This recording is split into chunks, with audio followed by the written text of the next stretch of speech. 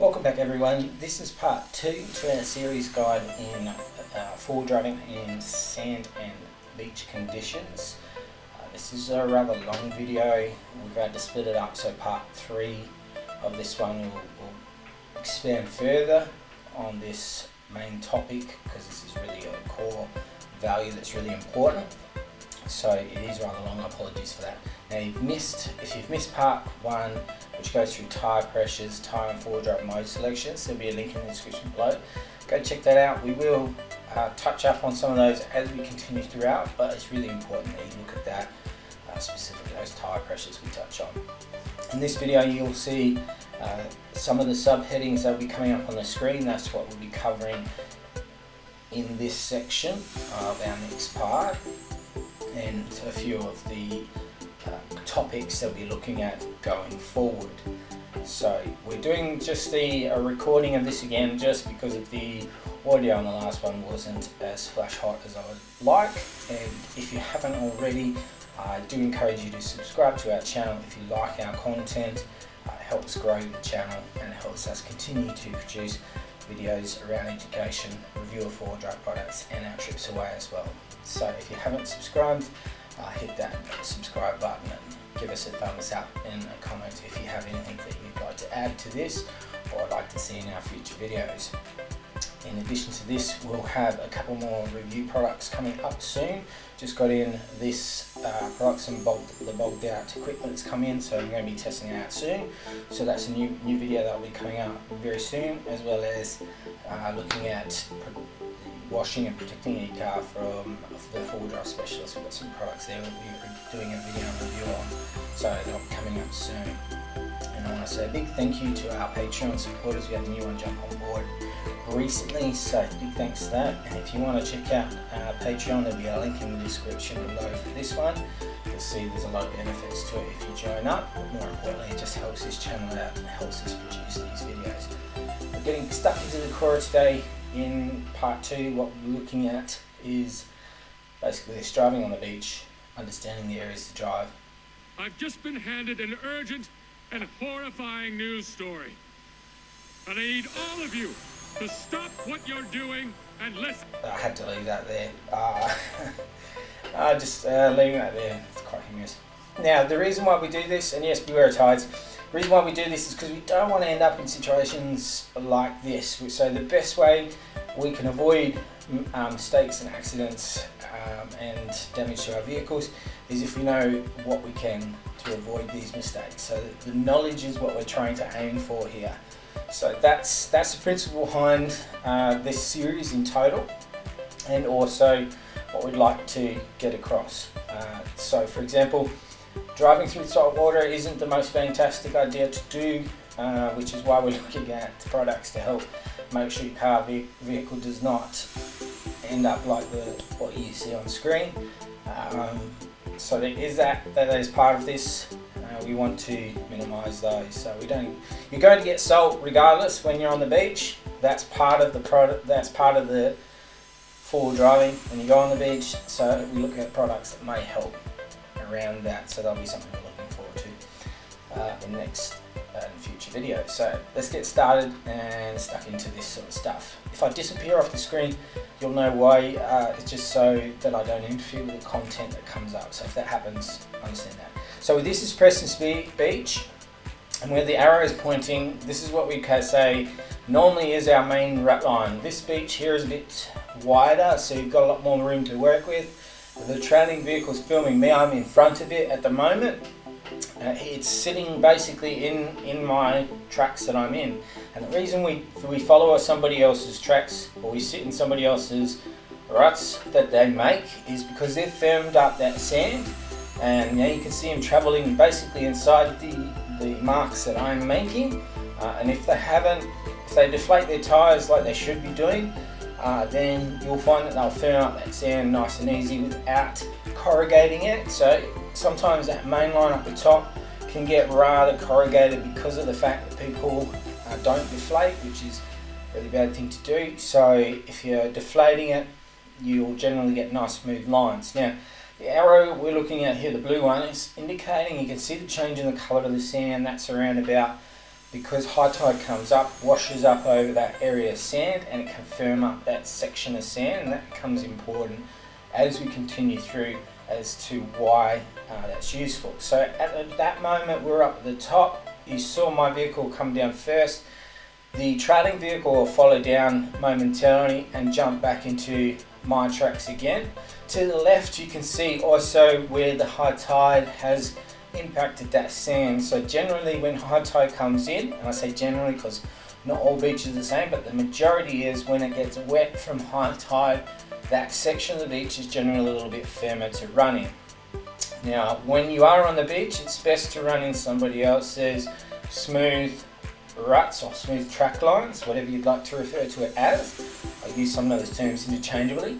Is because you know the depth and how much they've sunk into it, so you know how soft or hard that surface is based on those other tracks. It gives you an indication anyway.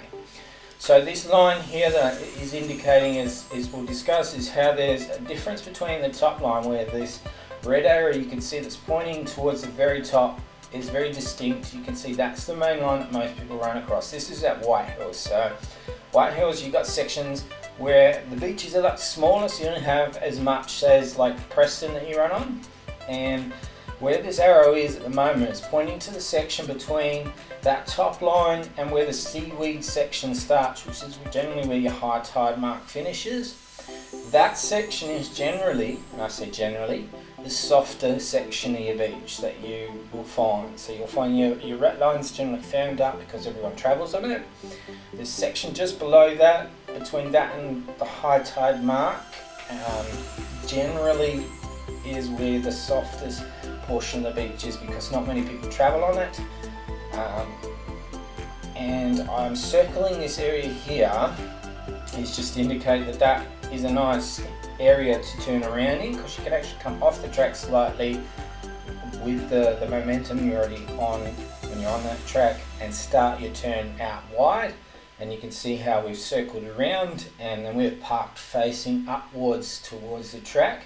When I'm in this position, I actually go forward. You can actually see the indentation of my tyres where I've driven up to the main line and back down again and forward again. So I know that if I need to move for whatever reason as the tide comes in, I can drive straight up and out because I've already made that position before I get out and do other things. So this is just to give you a bit of an idea.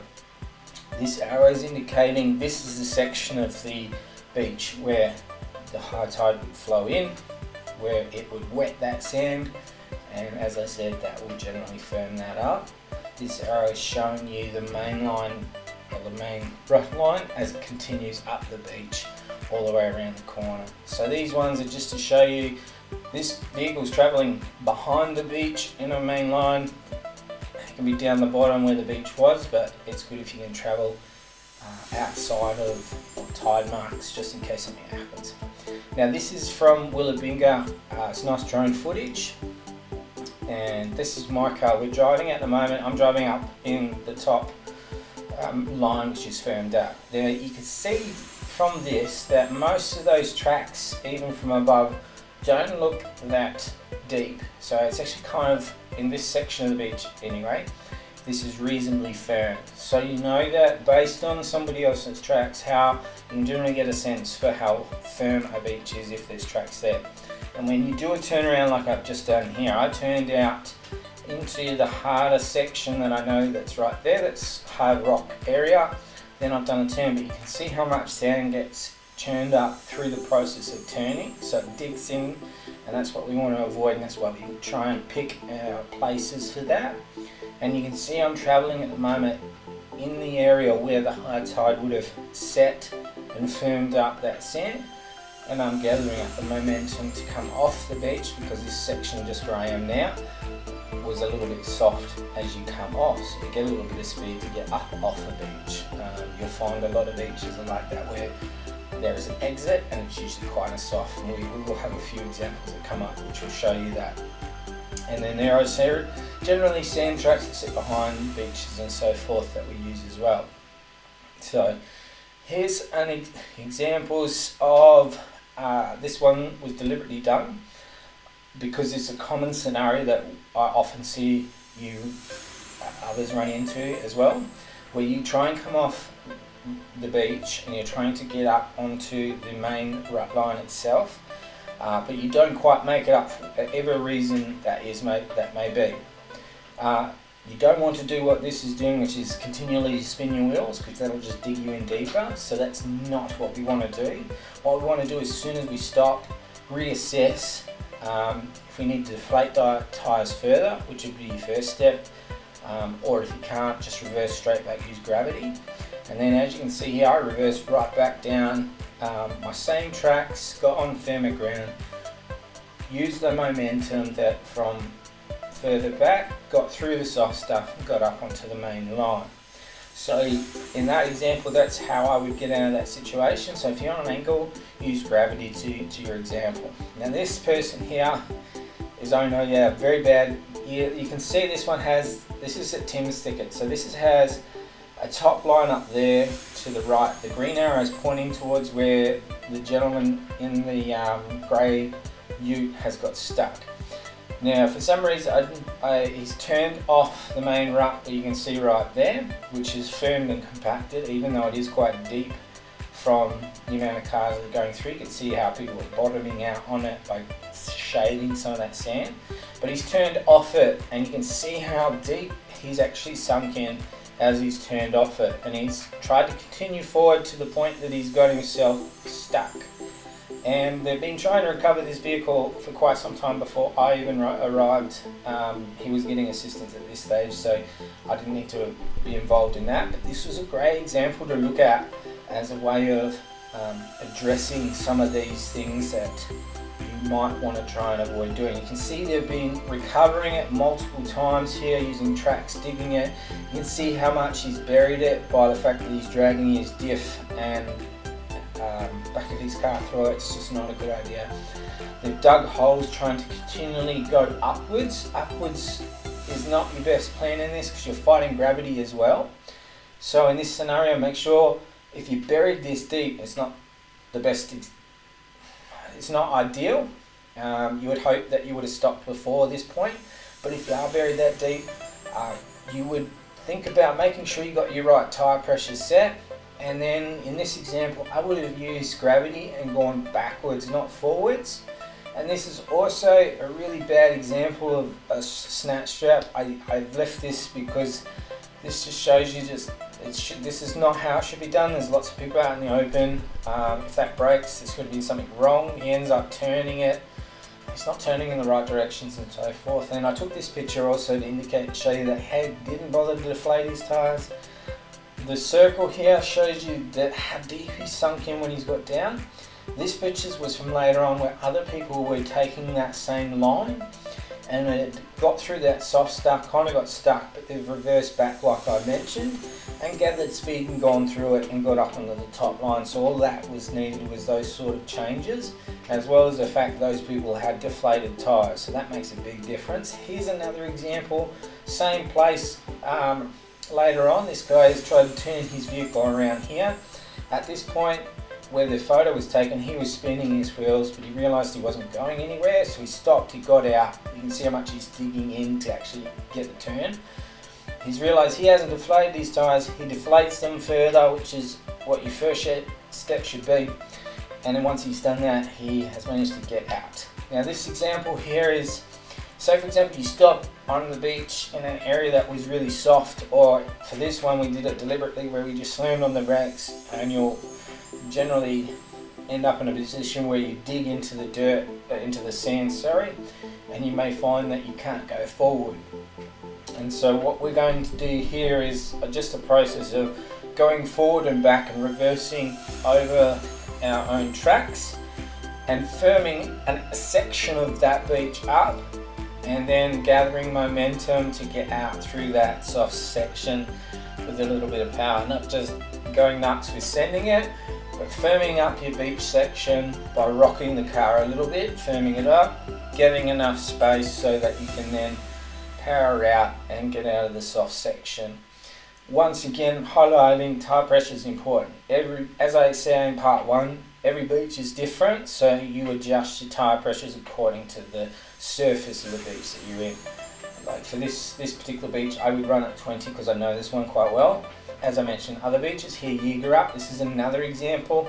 I was running at 15 psi. I had to drop this to 12 later to get up Calcup Hill. So I wanted to go up Calcup Hill, and I needed momentum to get off this beach because this is really soft sand here. And I had to gather the momentum to make the turn because it actually turns uphill slightly.